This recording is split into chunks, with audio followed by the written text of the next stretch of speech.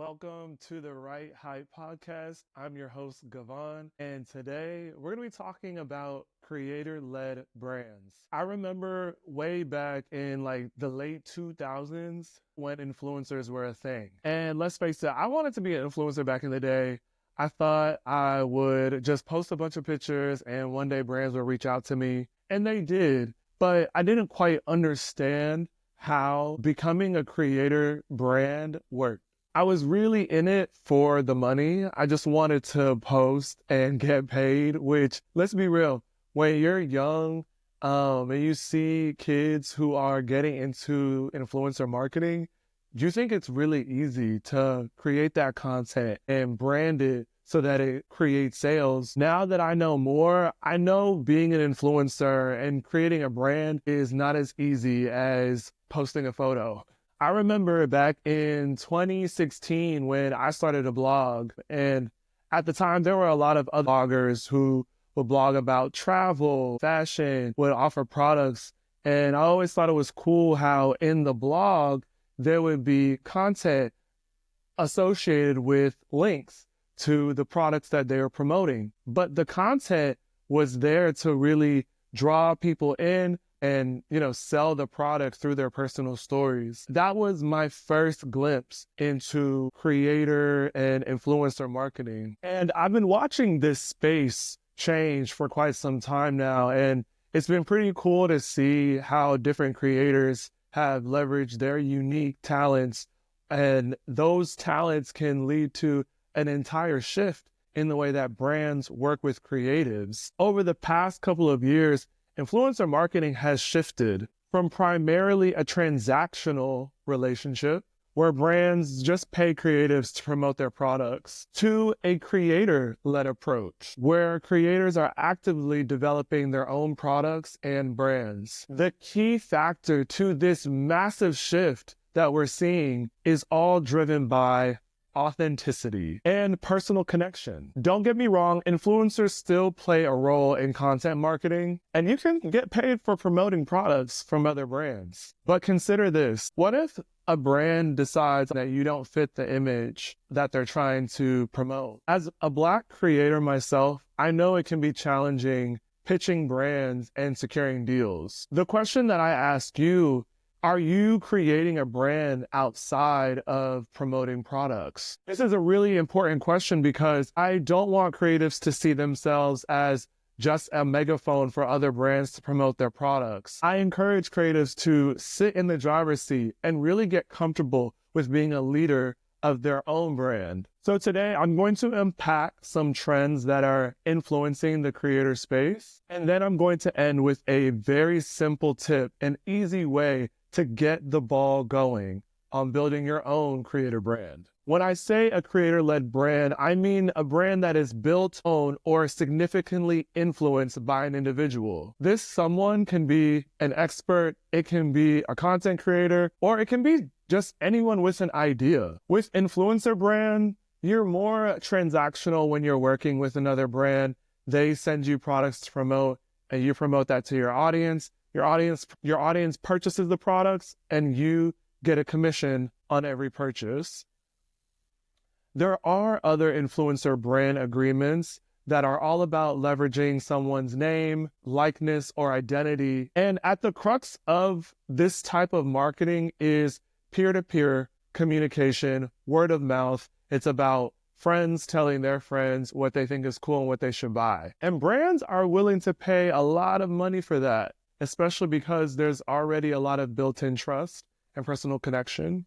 And that is why I want creators to put themselves in the driver's seat, because creator-led brands leverage authenticity and personal connection to build a strong sense of community. As a creator-led brand, you have more creative freedom. You do have to probably invest a little bit up front of your own resources and time and money, but the longer you keep your head in the game, the better the chances you are at being successful. An example of a successful creator-led brand is Skims by Kim Kardashian. Kim leveraged her style and her audience to build her brand, but what's really important is the personal narrative behind her brand. Kim is in the public eye and she wears shapewear underneath her gowns and different outfits just to get that body right, body T. But it was only after she was wearing certain dresses that the shapewear could not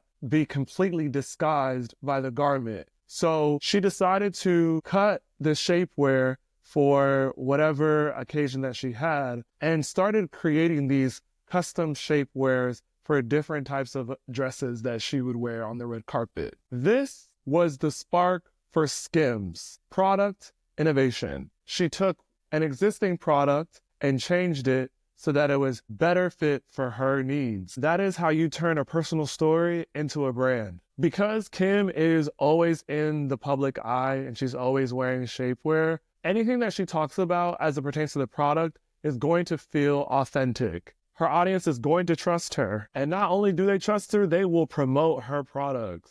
Skims is the perfect example why it is important to build a community before launching a product. Even if you aren't going to start your own brand, if you're going to promote products on behalf of other brands, you still need an engaged community. When creators put themselves in front of the camera and they share their personal lives with their followers, that level of transparency and authenticity is what gets people to hit the purchase button. Even when I go to the store and someone who works there is helping me find what I need, that personal connection makes the transaction feel so much more personal than if I were to just walk in there and grab the item and go. And in a time where everything is about quickness, convenience, ease, sometimes having a one-on-one connection is a way better strategy, period, full stop. Let me take a drink of water. We'll be right back.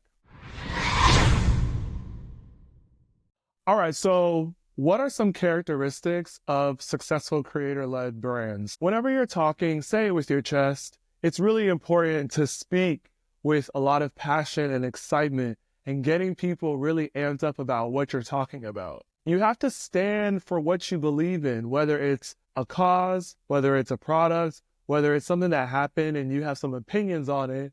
You got to be willing to say it. I think that's one successful characteristic. I think another successful characteristic is repetition. And the reason why I think repetition is important is because you want to build associations. If you are a multi-hyphenate, you might be interested in a lot of different topics. And it's important to find a way to contain all of those passions that you have under one umbrella brand. And we're about to get to the biggest hack that I think you can all use in order to start creating a brand world for all your different passions. But I want to talk about traction and why that it is also important for any brand. Traction is when you have a dedicated group of consumers or followers who are consuming your content and buying your products. That is the good sign that what you're doing is working. I often feel like the issue of not having enough money to fund your dreams is a lack of traction. You have to attract people to your brand. You want to attract people to your business. And you can do that through different ways. Some people opt in just to spit out facts, a list of reasons why you should buy my product or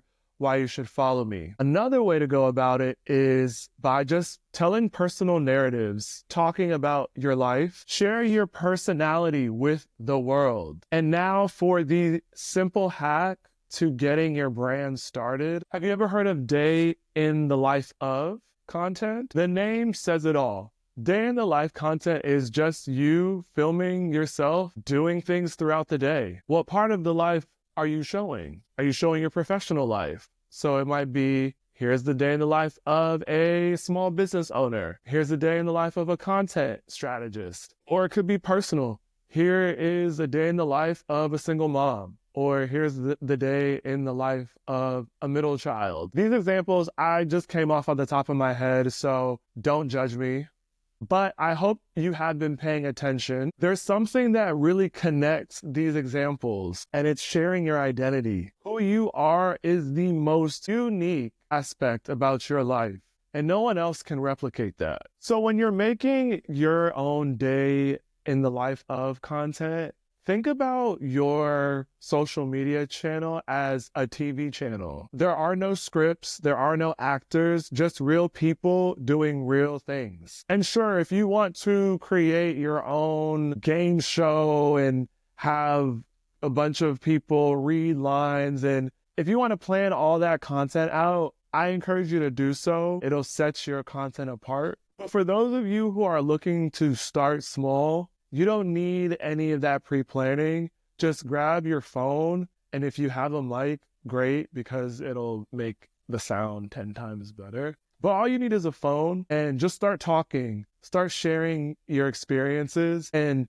pull out advice from the experiences that you've gone through. The more unique you are as an individual, the more unique insights you'll probably have to offer. And that's how you start building trust. So if you do decide to promote a product or create your own brand, you've already built some traction and some momentum that you can leverage to grow your brand. And the niche, the better. I feel like our ability to access so much information makes most things feel meh, it's boring or expected. So the deeper you can go on things that matter to you, whether it's your life or career, the more specificity, the better. What's your brand lore? What are people going to say when they think about you? That's all the time that we have for today. One thing I do want to leave with you is remember that building a brand takes time. Success is not something that happens overnight. Thank you for listening to today's episode.